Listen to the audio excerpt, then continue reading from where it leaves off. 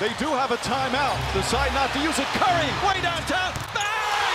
Bang! Oh, what a shot from Curry! Okay, so we're going to be talking about some centers that you need to be avoiding in your fantasy basketball drafts this year. As always, I'm the idiot on the video. We actually have Garrett out here to explain to you exactly what you need to be doing. But before we get into it, go down there, drop that like, leave a comment letting us know how stupid we both are, subscribe to the channel, and most importantly, go use promo code FLOCK on Underdog Fantasy. Underdog Fantasy, you can get into some practice drafts this season. That'll be very fun for you to prepare for your main draft. And when you make that $10 deposit on Underdog Fantasy, you actually get a max deposit bonus with promo code FLOCK, and you are eligible for our 2021 Fantasy Basketball Draft Guide. All you have to do is go send that DM to Fantasy News and Brews on Twitter after you sign up for Underdog Fantasy with the $10 deposit and give them the email that you signed up with. That way you can get that draft guide ASAP before your draft. And yeah, I think that's all I got. Garrett, do you have anything to say before we kick this video off? Nope. Just send us that the email that you guys got. Get the draft guide. It'll help you with the draft. The majority of these guys that I'm going to be naming off are in our do not draft list, the bust list. I'm going to hop right in. And the first guy that I'm going to give off, I'm actually a little hypocritical because I just did a best ball draft 2 days ago and I actually picked him. That is Joel Embiid. Joel Embiid right now has an ADP of around 9. My concern with Joel Embiid is that he is just so injury prone. We have Ben Simmons probably leaving the 76ers. We're not too sure on that right now. It seems inevitable, but apparently he's reporting to practice, so we'll see on that situation. But Joel Embiid, he has an ADP of around 9. I'm not taking him at 9. I think that's too soon. I think he's above some guys who are going to outshine him. I think I'd rather have Tatum than Embiid.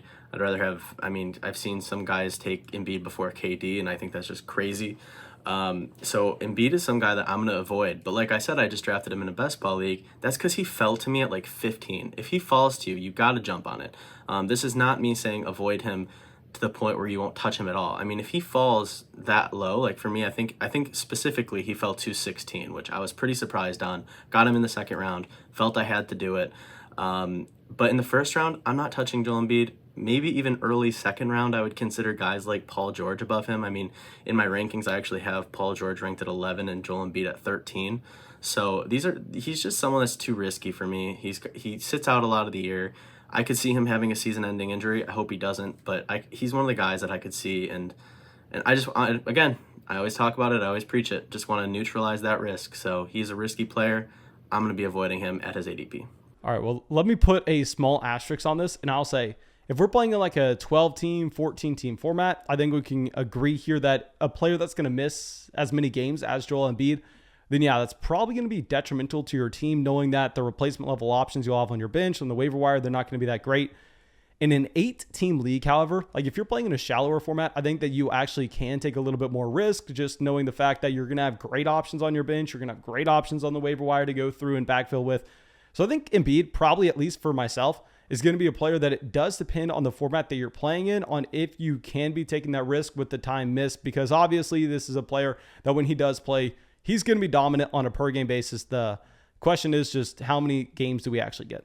I actually entirely agree with your analysis. For example, I'm in a home league with a bunch of my friends that I went to college with, and they really don't know much about basketball. It's a pretty easy league to be in, and I always know that there's waiver options. In a league like that, yeah, I'll take Embiid at ADP. I'll take him at like 10, 9, whatever. But if we're talking about serious fantasy players, the waivers dry up. He's too much of a risk. So I guess in serious leagues, I won't touch him. In fun leagues, he's the kind of guy who will go and give you 60 points any given week. So I agree with your take. I think that's a really good take and a really good asterisk to have. I'm going to go right into my next guy, and that's going to be another potential hot take, and that's Vucevic.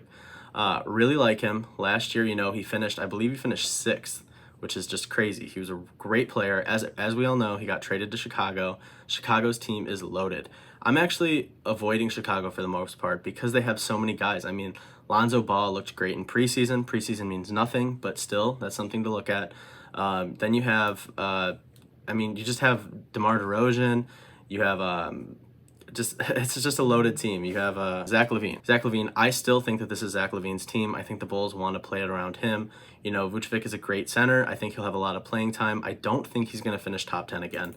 He has an ADP of 16. I have him in my rankings at around 20. So he's kind of around ADP, but they're just guys that I'd rather take a shot on over him. I'd rather take my shot on a guy like Zion Williamson.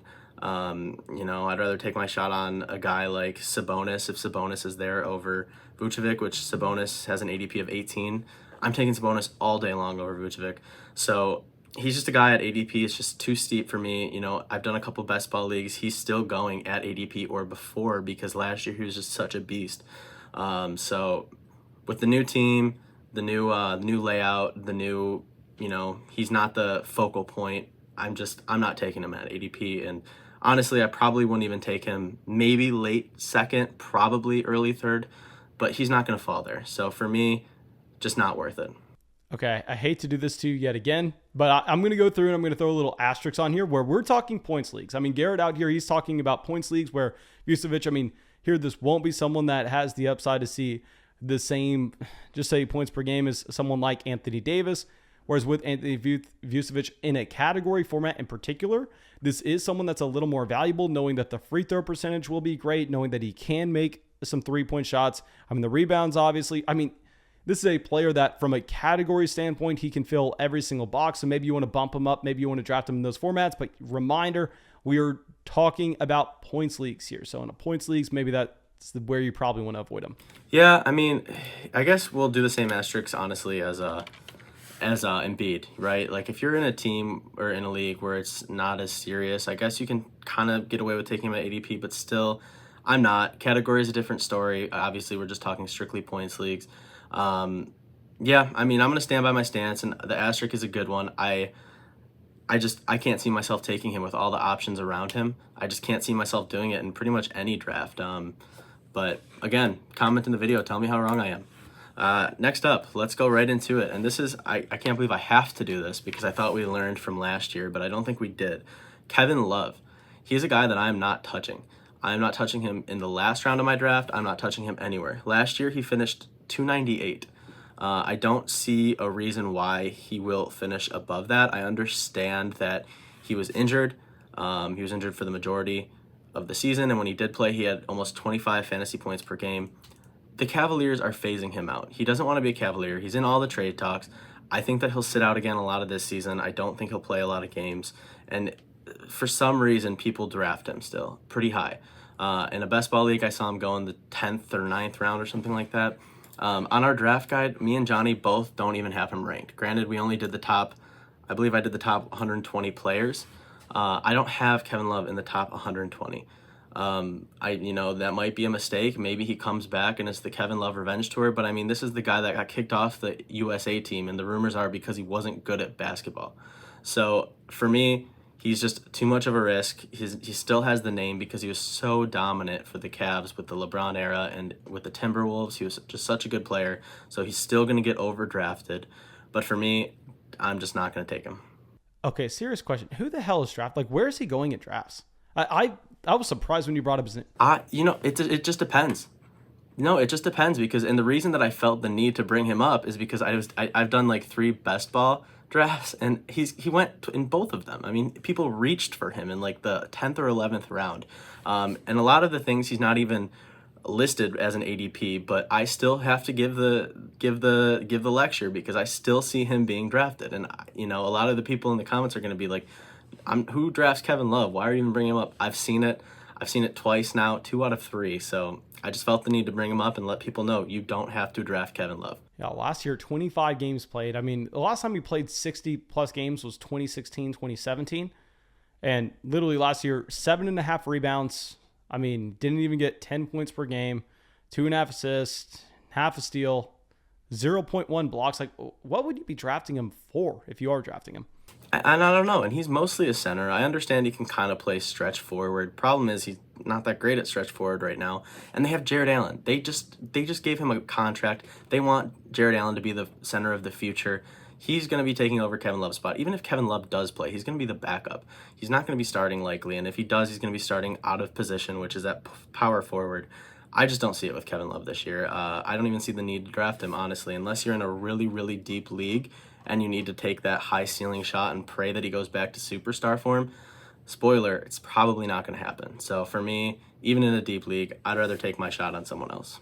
Awesome. Well, do we have anybody else on this list? I don't. I can throw off a couple names. just people that I really don't want to draft. But the problem is center is such an interesting position, because if you can get a starting center who has power forward eligibility, they can really, really help you in like a flex spot. I mean, there's some guys that at ADP I probably wouldn't be drafting. I've seen Ayton being overdrafted a little bit. You know, I do like Ayton. I have him ranked 41. He has an ADP of 32. I think Ayton's going to be really, really good this year. But there's just some guys I'd rather take above him. So he's one guy that I'm kind of worried about drafting too soon. That being said, if he can play like he did in the playoffs and be, you know, kind of the backbone of the Suns again, he could be a top 20 player potentially. But with CP3 there, with Book there, and you know they got some really, really nice backup pieces. You know, even Cam Thomas kind of took a step forward. At his ADP, it's tough for me to get excited about drafting Ayton, even though I love the player. Ayton is half the reason why I'm kind of high on James Wiseman this year. I think James Wiseman is going to take that Ayton leap, but just again, ADP of 32, and a couple of my drafts I've seen him taken in the late 20s. I just can't get excited about him there. Well, keep in mind, Ayton was 22 years old last year, even though he looks like he's from the 1960s. I mean, this is someone that you could see him just continue to improve in basketball. I think Ayton is, though, a player that, at least how he was used last year in the regular season, that while he can be like literally an all-pro level player in the NBA, at the same time, I think his NBA value is going to be a lot higher than his actual fantasy basketball value. Well, let me put it this way. If I can get Ayton in the fourth, like middle of the fourth round, I'm going to be ecstatic. This isn't a guy that I'm avoiding. You know, he didn't really make my avoid list per se, but just at ADP, he's someone I'm concerned about. I just think there are better options and safer options. But I mean, again, if this guy falls to me, I'm not going to be sad about it. I'm going to be happy. And yeah, he's still young. He could still take another leap forward. But the problem is, I just think it's CP3's team. I think it's Booker's team. And he's going to be, you know, he's going to get the rebounds and he's going to do great. At 32, I just can't get excited about it. Awesome. Well, I think that's all we got. Make sure y'all go down there, drop a like, leave a comment telling us how stupid we are, subscribe to the channel. And lastly, go use promo code FLOCK on Underdog Fantasy. And once you use promo code FLOCK on Underdog Fantasy, make that $10 deposit, you get an automatic max deposit bonus so you can go through, you can get some practice in for your fantasy basketball drafts this season. On top of that, when you DM Fantasy News and Brews on Twitter that you use promo code FLOCK on Underdog Fantasy and give them the email that you used, you get our 2021 Fantasy Basketball Draft Guide. And yeah, that's all I got for y'all. Garrett, do you have anything to say before we let them go? Nope. Great talking with you, Mason. Always a pleasure to be here. And hope you guys kill your drafts. They're coming up. So if they're not here already, check out our guide. Get a leg up on everyone else.